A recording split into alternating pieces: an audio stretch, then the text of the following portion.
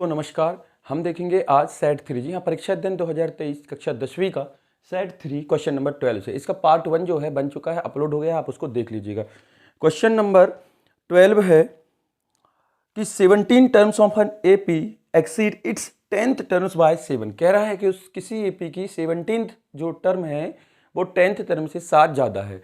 तो अपन यहाँ पर से सॉल्व करते हैं। सबसे पहले तो common difference and first term मान लेते हैं। तो let the first term is equal to A and common difference is equal to D. According to question कह रहा है, according to question कि 17 टर्म जो है उसकी 10th टर्म से 7 ज़्यादा है। 17 टर्म जो है 10th टर्म से 7 ज़्यादा है, अधिक है। 17 टर्म को हम लिख सकते हैं A plus 16D equal 10 term को लिख सकते हैं A प्लस 9D प्लस 7। देखो A से A कैंसिल हो गया, ये हो गया 16D minus 9D equal 7। 16D से 9D गया तो 7D इज इक्वल टू 7, तो D इज इक्वल टू 1। ये आपका आंसर, आपको सिर्फ कॉमन डिफरेंस निकालना था, तो ये आपका आंसर। उसके बाद क्वेश्चन नंबर 12 है, 12 का और है ना, क्वेश्चन नंबर 12 का और है। एक एपी है 3, 8, 13, 18, ये 78। तो कह रहा है कि ये जो 78 है वो इस एपी की कौन सी टर्म है। देखो 1 2 3 4 टर्म रेगुलर है, लेकिन इसके बाद से ये टर्म नहीं मालूम है कि ये कौन सी है। देखते हैं। तो इसका देखो ए क्या है, फर्स्ट टर्म 3 है, डी है 8 माइनस 3। हम डी कैसे निकालते हैं, नेक्स्ट टर्म से प्रीवियस टर्म को सब्ट्रैक्ट करके। कहीं से भी यदि आप नेक्स्ट टर्म से प्रीवियस टर्म को सब्ट्रैक्ट करोगे तो आपको डी मिल जाएगा। ठीक है, तो 8 माइनस 3 इज इक्वल टू हो गया 5। कितना हो गया 5। इन लास्ट टर्म भी आपको दी है जो आपको फाइंड करनी है, nth टर्म, वो हो गई 78। तो हमने माना कि ये जो है nth टर्म है, कौन सी है, nth टर्म। फॉर्मूला लगाते हैं nth टर्म का, तो ये हो जाएगा a n equal a plus n minus 1 into d. ये पूरी वैल्यू जो आपने अभी फाइंड की है वो यहाँ पुट कर देते हैं। ए एन की वैल्यू आपको गिवन है 78, ए है 3, एन फाइंड करना है एंड डी निकल के आया है 5। तो 78 माइनस 3, ये प्लस का राइट लेफ्ट हैंड में गया तो माइनस का, is equal to n minus 1 into 5। 78 से 3 गया तो बचा 75, और ये देखो इंटू में था, इस पूरी टर्म के इंटू में क्या है 5। तो जब 5 इस तरफ आएगा तो वो डिवाइड में चला जाएगा, तो ये 5 से कट गया, 5 1 जा 5 और 5 5 जा 25। तो ये हो गया 15 is equal to n minus 1। हमें एन चाहिए दोस्तों, तो एन यही रहेगा। ये नेगेटिव वैल्यू जो है लेफ्ट हैंड साइड में आएगी तो ये हो जाएगी पॉजिटिव, तो ये हो गया 16। तो ये आपका आंसर, हम कह सकते हैं कि 16th जो टर्म होगी इस एपी की वो 78 होगी। ठीक है, क्वेश्चन नंबर 13 है मित्रों। क्वेश्चन नंबर 13 है कि एबीसी इज एन आइसोस्केल ट्राइंगल। देख लेते हैं डायग्राम बना के। उसने बोला कि एबीसी इज आइसोस्केल राइट एंगल ट्राइंगल, मतलब वो आइसोस्केल भी है और राइट एंगल भी है। आइसोस्केल का मतलब होता है जिसमें दो साइड इक्वल होती हैं, और कह रहा है राइट एंगल ट्राइंगल की वैल्यू उसको सी लेनी है। तो ये हो गया ए, ये हो गया बी और ये हो गया सी। ठीक है, आइसोस्केल राइट एंगल ट्राइंगल। आइसोस्केल में दो साइड सेम होती हैं तो अपन ने इन दोनों साइडों को सेम ले लिया। और उसने बोला कि सी जो है राइट एंगल है, मतलब राइट एंगल ट्राइंगल भी है और आइसोस्केल ट्राइंगल भी है।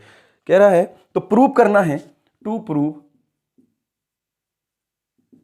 प्रूव करना है आपको A B square equal 2AC square, 2AC square, ये आपको प्रूव करना है। ठीक, तो देखते हैं in triangle ACB, in triangle ACB by Pythagoras, Pythagoras क्या कहता है, हाइपोटेनियस का स्क्वायर मतलब AB का स्क्वायर, परपेंडिकुलर का स्क्वायर प्लस बेस का स्क्वायर, तो AC का स्क्वायर।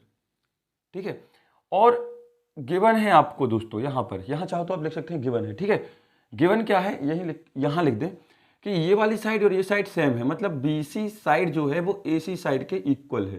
क्यों, क्योंकि आइसोस्केल ट्राइंगल है। आइसोस्केल मतलब ये दोनों साइड जो है इक्वल है, तो हम इसको नोट कर दिए। अब यहाँ पर देखिए AB², BC की जगह हम क्या लिख सकते हैं AC, BC की जगह क्या लिख सकते हैं AC, क्योंकि गिवन है। तो AC² प्लस AC², तो AB² is equal to AC² plus AC², तो कितने AC², 2AC², 2AC², ये हो गया प्रूव्ड। यही आपको प्रूव करना था। इसके बाद का क्वेश्चन है दोस्तों, ABC इज एन आइसोस्केल ट्राइंगल। क्या कह रहा है कि यदि ABC आइसोस्केल ट्राइंगल हो, इसी का और है, ठीक है, क्वेश्चन नंबर 13 का और कह रहा है ABC, मतलब ये जो B है ये A है और ये C, राइट एंगल किसको ले रहा है, B को। जब कभी भी ट्राइंगल में इस तरीके से लिखा हो ABC इज राइट एंगल, तो राइट एंगल आपको बीच वाले पॉइंट को लेना है। किसको, बीच वाले को। ये देखो सेंटर वैल्यू को लेना है, सेंटर में B है तो हमने B को ले लिया राइट एंगल ट्राइंगल। तो ABC इज एन आइसोस्केल ट्राइंगल्स, तो AC is equal to BC। क्या कह रहा है, AC is equal to BC। दोस्तों यही वाला ट्राइंगल ले लेना, इसने इंडिकेट नहीं किया, एक सेकेंड आगे इंडिकेट किया हो शायद,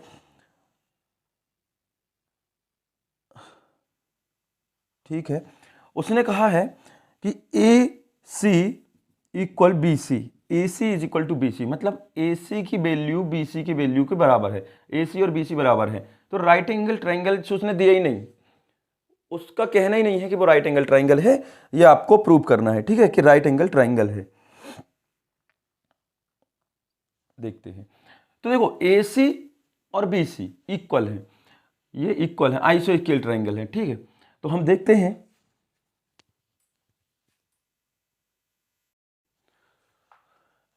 आपको एक चीज और गिवन है कि AB² is equal to 2AC²। क्या लिखा है, 2AC²। तो हम इसको लिख सकते हैं AB² equal AC² plus AC²। भाई 2AC का मतलब होता है AC प्लस AC, मतलब AC² प्लस AC²। तो यहां देखते हैं AB² इक्वल, देखो एक AC की जगह हम ये लिख सकते हैं, क्या लिख सकते हैं BC, क्या लिख सकते हैं BC। AC और BC की वैल्यू कैसी है, सेम है, AC और BC की वैल्यू सेम है, तो हम लिख सकते हैं BC। तो BC का स्क्वायर प्लस AC का स्क्वायर। अब देखिए AB क्या है, हाइपोटेनियस, हाइपोटेनियस का स्क्वायर, और ये देखो ये BC क्या है, बेस, बेस का स्क्वायर, प्लस AC क्या है, परपेंडिकुलर, परपेंडिकुलर का स्क्वायर। तो ये क्या है आपका, ये है आपका पाइथागोरस थ्योरम। जी हाँ, कन्वर्स टू पाइथागोरस थ्योरम। जैसे ही हमने ये वाली दोनों साइड ली, तो यहां से हम कहां पहुंचे, पाइथागोरस थ्योरम में। और पाइथागोरस थ्योरम किस में प्रूव होती है दोस्तों, राइट एंगल ट्राइंगल में। Since triangle ABC is a right angle triangle, ये आपका प्रूव हो गया। अगला क्वेश्चन है दोस्तों, question number 14, find the coordinates of a point A where AB is a diameter of a circle and centre is 2-3 and B is a, क्या लिखा है, 1/4। आपको एक सर्कल है, मान लो ये सर्कल है, ये एक डायमीटर है, ठीक है, इसको मान लिया A, इसको मान लिया B, और ये सेंटर हो गया O। तो ध्यान दीजिएगा अच्छे से, सेंटर पॉइंट आपको गिवन है कितना, 2-3, and B point, second point, diameter का सेकेंड है जो पार्ट है वो दिया है 1 और 4। आपको ये निकालना है, तो इसको अपन ने मान लिया XY। क्या मान लिया, XY। देखते हैं, गिवन है लेट, तो सबसे पहले मान लेट द पॉइंट ऑफ ए को मान लिया X और Y, गिवन पॉइंट और O सेंटर पॉइंट है जिसकी वैल्यू है 2-3, और एक और पॉइंट दिया है अपन को B, ये दिया है 1 और 4। तो हमें मालूम है कि ये जो पॉइंट है ना, इन दोनों का सेंटर पॉइंट है, मतलब X और X का सेंटर पॉइंट 2 और Y का सेंटर पॉइंट 2। तो हम लिख सकते हैं कि 2 is equal to X plus 1/2, mid point है जिसको हम बोलते हैं। मिड पॉइंट कैसे निकालते हैं, दो पॉइंट को जोड़कर 2 से डिवाइड करते हैं तो मिड पॉइंट आ जाता है। तो ये हो गया 2 × 4 is equal to X plus 1, और 4 - 1 इज इक्वल टू X, तो X इज इक्वल टू 3, 4 में से 1 गया तो 3। सेम कंडीशन Y, इसकी वैल्यू कितनी की बने, -3, ये हो गया Y प्लस 4/2, क्रॉस मल्टीप्लीकेशन करेंगे तो -6, ये हो गया y प्लस 4, ये प्लस का इस तरफ गया तो माइनस का 4 हो गया, तो ये हो गया y is equal to minus का 10। तो आपके एक एक कोऑर्डिनेट चाहिए थे, तो एक एक कोऑर्डिनेट आ गए आपके 3 और माइनस 10, ये आपका आंसर। ठीक है, क्वेश्चन नंबर 14 है। क्वेश्चन नंबर 14, क्वेश्चन नंबर 14 में A B C are the vertex of the parallelogram taken in order, find the value of K. जो वर्टेक्स दिए हैं वो पैरेललोग्राम के हैं, तो लेट गिवन लिखना, नाम तो दिया ही है, गिवन पॉइंट आर ए की वैल्यू आपको गिवन है 6, 1, बी की वैल्यू आपको गिवन है 8, 2 एंड सी की वैल्यू आपको गिवन है 9, 4 और लास्ट वैल्यू अर्थात डी की वैल्यू आपको गिवन है P3।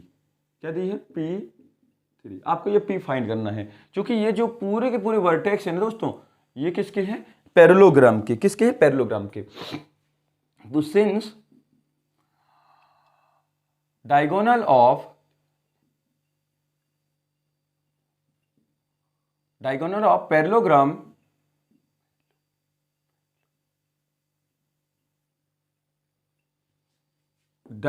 पैरेललोग्राम से बाइसेक्ट ईच अदर कि पैरेललोग्राम, जैसे कि ये कोई पैरेललोग्राम है और यहां से आप कोई डायगोनल इस तरीके से खींचें, तो ये जो इस पॉइंट पर सेंटर पॉइंट पर इंटरसेक्ट करते हैं वो बराबर हिस्से में बांटते हैं। उसका कहने का मतलब ये है कि पैरेललोग्राम के जो डायगोनल होते हैं वो सभी डायगोनल को बराबर बराबर भागों में, ईच अदर से बराबर बराबर भागों में बांटते हैं, तो इन सबकी वैल्यू जो है बराबर होगी। तो इनके द्वारा जो मिड पॉइंट निकलेगा वो बराबर इक्वल होगा और इनके द्वारा मिड पॉइंट जो निकलेगा वो भी इक्वल होगा। तो देखो जैसे हम यहां पर लेते हैं, ये मान लो ए है, ये बी है, ये सी है और डी है, तो पहला पैरेललोग्राम कौन सा हो गया? ए सी। तो हम लिख लें mid point A C is equal to mid point B D. ठीक, ए सी के कोऑर्डिनेट हैं देखो 6, 1, बी के हैं 8, 2, सी के हैं 9, 4 और ये है P3। अब देखो चूंकि कहां पर है? ए सी का मिड पॉइंट, तो ए सी का मिड पॉइंट क्या होगा? 6 + 9/2। अब भी निकाला था मिड पॉइंट, दोनों पॉइंटों को, दोनों कोऑर्डिनेट को जोड़कर 2 से डिवाइड, 1 + 4/2 इक्वल, ये हो जाएगा 8 + P/2 और सेकेंड हो जाएगा 2 + 3/2। तो देखो ये दोनों वैल्यू आपस में कैसे होंगी? बराबर। तो 6 और 9 हो गया 15, 15/2 और ये हो गया 5/2 इक्वल 8 + P/2 और ये हो गया 5/2। तो चूंकि देखो वैल्यू सब इक्वल हैं, जब हम करस्पॉन्डिंग एलिमेंट या करस्पॉन्डिंग कोऑर्डिनेट को कंपेयर करेंगे तो ये हो जाएगा 15/2 इक्वल 8 + P/2। ये दोनों करस्पॉन्डिंग है, क्रॉस मल्टीप्लाई, 2 से 2 cancel, 15 - 8 is equal to P, तो 15 में से 8 गया तो 7, तो आंसर आ गया आपका 7। ये आपका आंसर, ये आपका कोऑर्डिनेट पॉइंट। क्वेश्चन नंबर 15 है, आपको गिवन है 15 cot A = 8, तो sin A and sec A find करना है। तो देखो 15 cot A क्या दिया है? 15 cot A = 8, तो cot A = हो जाएगा 8/15, इंटू में था तो डिवाइड में हो गया। ठीक, अब देखिए यहाँ पर एक ट्राइंगल बनाते हैं, ए की बात हो रही है तो ए यहाँ ले लीजिएगा। ठीक है, ए बी सी, मतलब इस थीटा की बात होगी ए वाले की, तो ये हमारा बेस ही कहलाएगा। जिस एंगल की बात हो नॉर्मली उसको आपको हमेशा इस जगह पर ही लेना है जिससे कि हमारा बेस रहे, क्योंकि जिस एंगल को हम जहाँ लेते हैं उसके अकॉर्डिंग बेस चेंज हो जाता है। मान लो यदि हम यहाँ ए लेते तो ये हमारा बेस हो जाता है ना, हमेशा ये परपेंडिकुलर नहीं रहता, जिस एंगल की बात होती है उसके साइड लगी हुई साइड बेस कहला जाती है। ठीक है, तो ये ए हो गया। अब cot A कितना दिया है? 8/15 और cot A का फॉर्मूला होता है बेस अपॉन परपेंडिकुलर, मतलब AB/BC। तो AB की वैल्यू हो गई 8 और BC की वैल्यू हो गई 15। बेस अपन परपेंडिकुलर cot थीटा का फॉर्मूला होता है।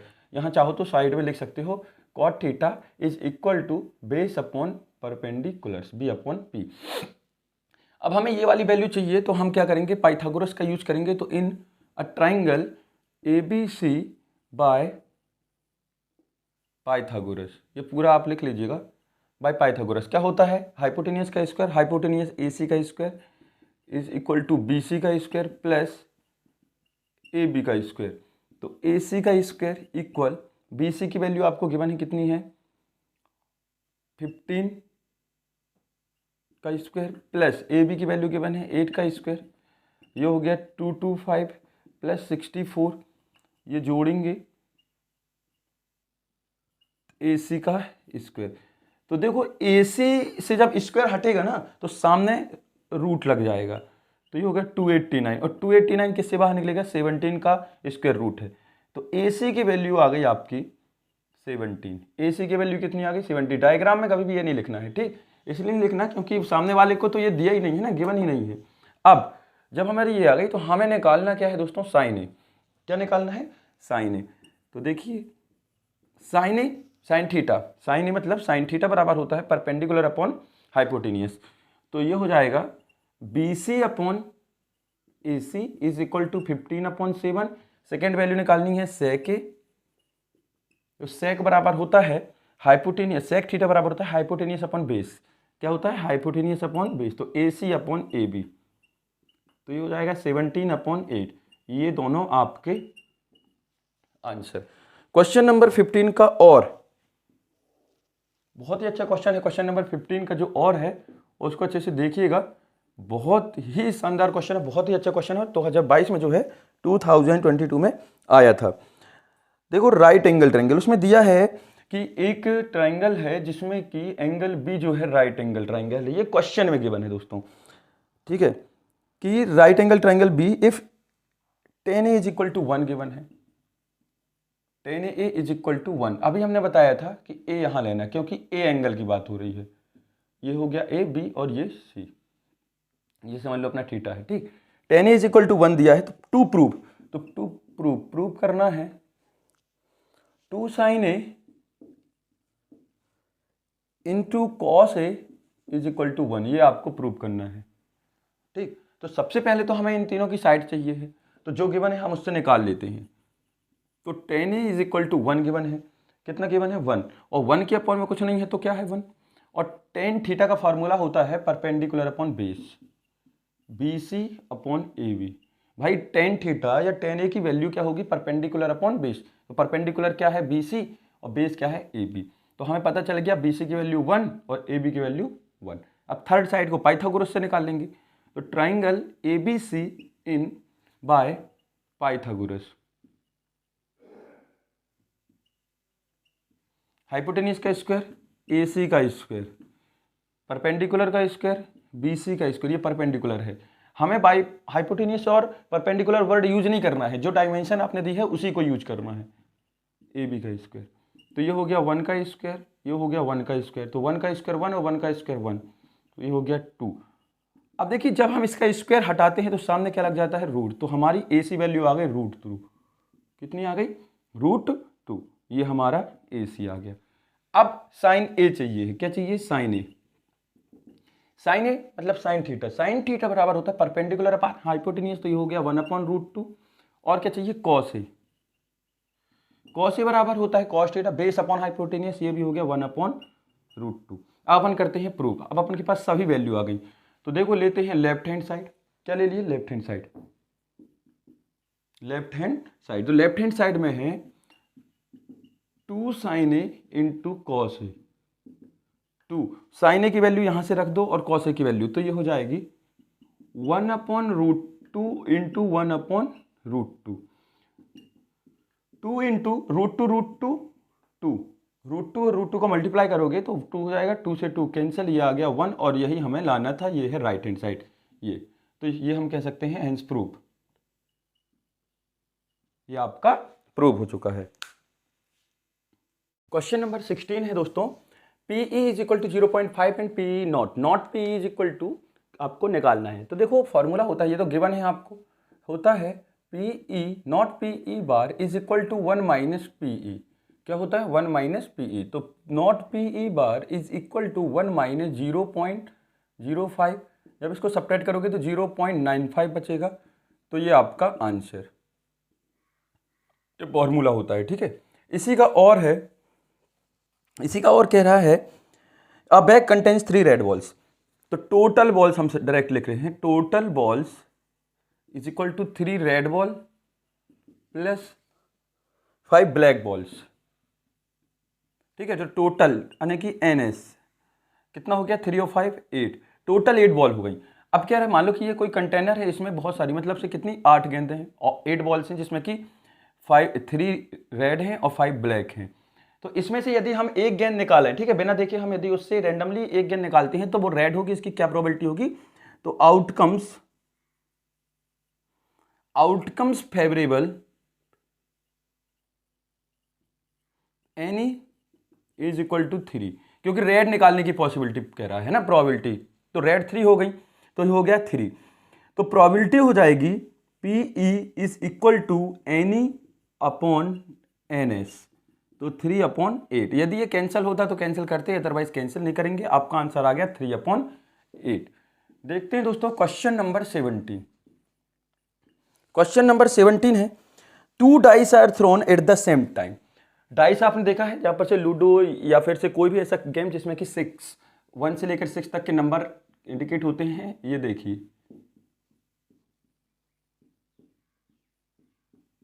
ये 2 डाइस है, ये पहला है, ये सेकेंड है, ठीक है। अब इसमें 1 से लेकर से 6 तक के डिजिट है, कितने, 1 से लेकर से 6 तक के। तो total number of events, total number of events हो जाएंगे NS इज इक्वल टू 6 इसके और 6 इसके, तो कितने हो गए 36, ठीक है ना भाई। 6 नंबर इसमें है, 1 से लेकर 6 तक इसमें है और 1 से लेकर 6 तक इसमें, तो टोटल कितने हो गए 6 × 6 इज इक्वल टू 36। अब क्वेश्चन कह रहा है आगे कि जब इनको एक साथ फेंका जाता है ना, जब इनको एक साथ फेंका जाता है तो इन दोनों के डाइस की फेस में जो ऊपर नंबर आएगा उनका डिफरेंस कितना होना चाहिए, 2 होना चाहिए। जैसे फॉर एग्जांपल यदि इसमें 4 आया और इसमें 2 आया तो इन दोनों का डिफरेंस कितना हो जाएगा, 2। कितना हो जाएगा 2। तो वही कह रहा है कि इन दोनों के डिफरेंस जो है कितने आना चाहिए, 2 आना चाहिए। ऐसे नंबर कितने होंगे, इसकी प्रोबेबिलिटी क्या होगी। तो देखते हैं फेवरेबल इवेंट,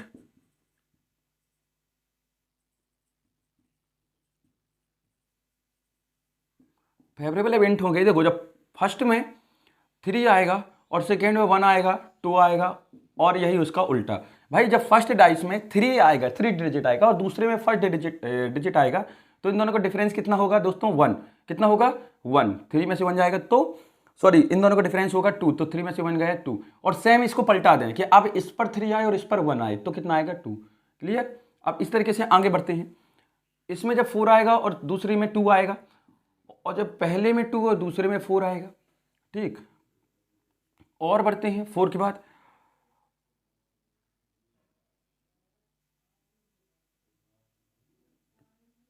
टू 4 है ना।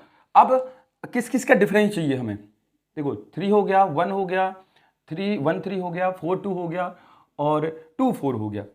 तो और किस ऐसा नंबर है जिनका डिफरेंस जो है आपका कितना आना चाहिए दोस्तों, आपका जो डिफरेंस नंबर दिख रहा है वो आना चाहिए आपका 2। कितना आना चाहिए 2। तो आगे बढ़ते हैं, हो जाएगा 5 और 3, 5 और 3। जब पहले में 5 और दूसरे में 3 आएगा, फिर पहले में 3 और दूसरे में 5 आएगा, तो भी डिफरेंस आपका 2 आएगा ना। कितना आएगा 2 आएगा।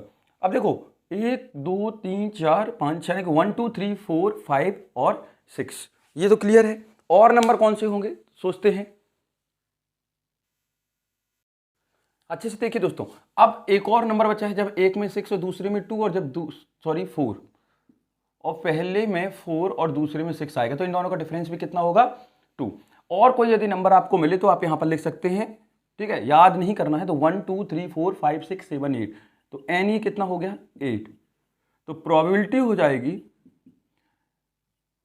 NE upon NS is equal to 8/36। 4 से कट जाएगा, 4 2 जा 8, 4 9 जा 36, तो ये हो जाएगा 2/9। ये आपका आंसर। 17 का और है, कह रहा है कि to a letter of English alphabet is chosen at randoms determine the probability that letters is constant. Constant मतलब 26 लेटर इंग्लिश के होते हैं, उनमें से एक लेटर यदि आप निकाले तो वो कांस्टेंट हो, इसकी क्या प्रोबेबिलिटी है। तो भाई NS टोटल नंबर होते हैं लेटर्स के 26, NE कॉन्सोनेंट की बात हो रही तो कॉन्सोनेंट होते हैं 21, क्योंकि टोटल लेटर होते हैं दोस्तों 26, 5 वॉवेल्स होते हैं और वॉवेल्स को यदि हम हटा दें तो 21 जो है आपके कॉन्सोनेंट बचेंगे। तो प्रोबेबिलिटी हो जाएगी NE upon NS is equal to 21 upon 26। ये आपका आंसर। क्वेश्चन नंबर 18 है। क्वेश्चन नंबर 18 कह रहा है एक 20 मीटर हाइट्स की एक बिल्डिंग है, इसको अपन ने नाम दे दिया AB। इस बिल्डिंग के ऊपर एक टावर लगा है, ठीक है, इस बिल्डिंग के ऊपर एक टावर है, इसको नाम दे दिया BC। ये एक टावर लगा है यहाँ पर। कह रहा है कि यदि आप ग्राउंड फ्लोर से किसी पॉइंट से मतलब D पॉइंट से इस टावर की बॉटम को देखते हैं, यानी कि टावर के बॉटम को देखते हैं तो angle of elevation 50 degree 45 degree का बनता है, और यदि उस टावर के टॉप को देखते हैं तो एंगल ऑफ एलिवेशन जो है 60 का बनता है। कितने का बनता है? 60 का बनता है। ये आपको क्वेश्चन में गिवन है। तो आपको इस टावर की हाइट निकालनी है। तो ये टावर की हाइट जो है अपन ने मान ली h, और ये वाली हाइट तो आपको गिवन है, कितनी दी है? 20। कितनी दी है? 20। और यहां से यहां तक की डिस्टेंस आपको मालूम नहीं है, तो ये भी अपन ने x मान ली। अब अच्छे से प्रश्न को फिर से देख लीजिएगा। कह रहा है कि एक 20 मीटर हाइट की बिल्डिंग है, उसके ऊपर एक टावर लगा है, और उस टावर के बॉटम को अर्थात निचले हिस्से को यदि हम देखें तो 45 डिग्री का एंगल ऑफ एलिवेशन बनता है, और उसी टावर के टॉप को देखोगे तो 60 डिग्री का एंगल ऑफ एलिवेशन जो है बन रहा है। ठीक, तो आपको इसकी हाइट निकालनी है। तो लेट द हाइट ऑफ देखिएगा, let the height of tower, transmission tower है, टावर को अपन ने नाम दे दिया BC is equal to h metre. कितना हो गया? ये h मीटर। अब बाकी चीजें जो है आपको गिवन है। अच्छा, जब ये इतना है तो ये पूरी हाइट कितनी हो जाएगी नीचे से लेकर ऊपर तक बिल्डिंग और टावर को मिला के? ये हो जाएगी 20 प्लस h। भाई ये 20 मीटर की बिल्डिंग है, h मीटर का टावर है, तो टोटल हाइट हो जाएगी 20 प्लस h। अब देखो गिवन क्या क्या है वो अपन सब देख लें। गिवन है, अच्छा एक चीज और माननी है, एंड ये माना था AD कितना माना है? x। देन AC कितना हो जाएगा? AC हो जाएगा 20 प्लस h। अपन ने सिर्फ इसको माना और ये वाला पॉइंट माना, तो ये जो AC है वो निकल के कितना आ गया? 20 प्लस h। अब आपको गिवन लिखना है, ठीक है। गिवन है θ1, पहले वाले को आप 45 को θ1 मान लें, सेकेंड वाले को आप 60 को θ2 मान लें, ठीक है, जिससे आपको बाद में किसी प्रकार की कोई प्रॉब्लम ना हो। यहाँ पर क्लियर है। उसके बाद आपको गिवन है AB, बिल्डिंग की हाइट दी है AB, कितनी दी है? 20 मीटर। कितनी दी है? 20 मीटर। क्लियर। अब हम करते हैं पहले ट्राइंगल, ये राइट एंगल ट्राइंगल बिल्कुल स्ट्रेट खड़ा है, तो हम ABD इस छोटे वाले ट्राइंगल को लेते हैं। इन अ ट्राइंगल ABD हमने आपको इसके पहले इन्हीं क्वेश्चनों को बताया था कि कभी भी हम इस तरीके के क्वेश्चन जब सॉल्व करेंगे तो आपको उन दोनों साइडों को लेना है जिसमें से एक की वैल्यू दी होती है, मतलब गिवन होती है, और एक की फाइंड करनी है। तो देखो ये वाली वैल्यू, इस ट्राइंगल की बात कर रहे हैं छोटे वाले की, ABD, इसमें ये वैल्यू गिवन है, तो ये क्या लिखा है? AB अपॉन ये वाली आपको फाइंड करनी है, तो ये हो गया AD। तो परपेंडिकुलर अपॉन बेस का फॉर्मूला होता है 10, और इसको अपन ने θ1 लिख लिया क्योंकि इसका एंगल कितना है? θ1। छोटे वाले का एंगल दोस्तों जब हम बात करें, इसकी बात हो रही है ये, ठीक है, इस छोटे वाले की, तो 45 θ1 माना है। अब θ1, अब AB अपॉन AC, AB की वैल्यू आपको गिवन है कितनी है? 20, और AD की है x। θ1 की देखो 10, 45 is equal to 20 upon x, 45 is equal to 1। 10 45 की वैल्यू होती है 1, टेबल से आप देख लीजिएगा। 20 अपॉन एक्स, क्रॉस मल्टीप्लीकेशन करेंगे तो हो जाएगा x is equal to 20। x की वैल्यू कितनी आ गई? 20।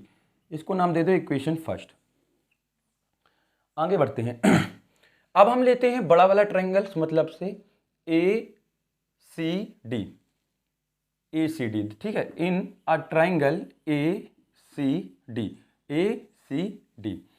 अब ये वाली साइड तो ये हो गई आपकी ए सी, क्योंकि ये आपको फाइंड करना है ना, ये वाला। कभी भी आपको ये नहीं सोचना है कि टेन थीटा लगेगा या कॉट थीटा, आपको दो साइड लेनी है। वो दोनों साइड कौन सी होंगी, एक फाइंड करनी है और एक गिवन है, तो फाइंड ये वाली करनी है ना। तो ये हो गया ए सी और ये हो गया ए टी। अब ये हो गया परपेंडिकुलर, ये बेस, तो परपेंडिकुलर अपॉन बेस जो होता है वो क्या होता है, टेन, और थीटा 2 की बात हो रही है क्योंकि बड़े वाले का एंगल जो है 60 है, तो टेन थीटा 2 की जगह 60 और ए सी की जगह लिखा है 20 प्लस एच, ये पूरी ए सी साइड 20 प्लस एच है, और बी सी ये ए सी की जगह है एक्स, अपन ने अभी निकाला था, यहाँ चाहो तो लिख लो, यहाँ नहीं वैल्यू रखना अभी, x.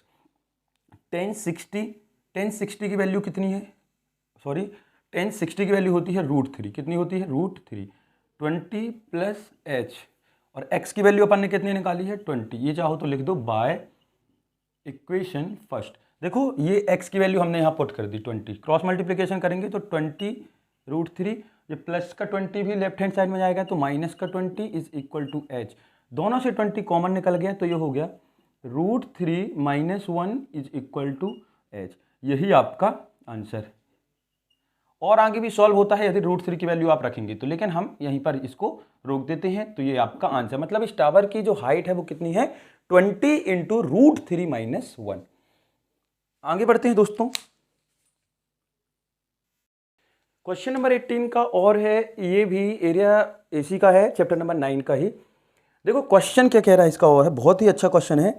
From the top of 7 metre height building, एक बिल्डिंग है जिसकी हाइट जो है यहाँ पर से ले लीजिए, ठीक है, एक बिल्डिंग है जिसकी हाइट है 7 मीटर, कितनी है 7 मीटर, इसको अपन ने नाम दे दिया ए बी, क्या नाम दे दिया ए बी।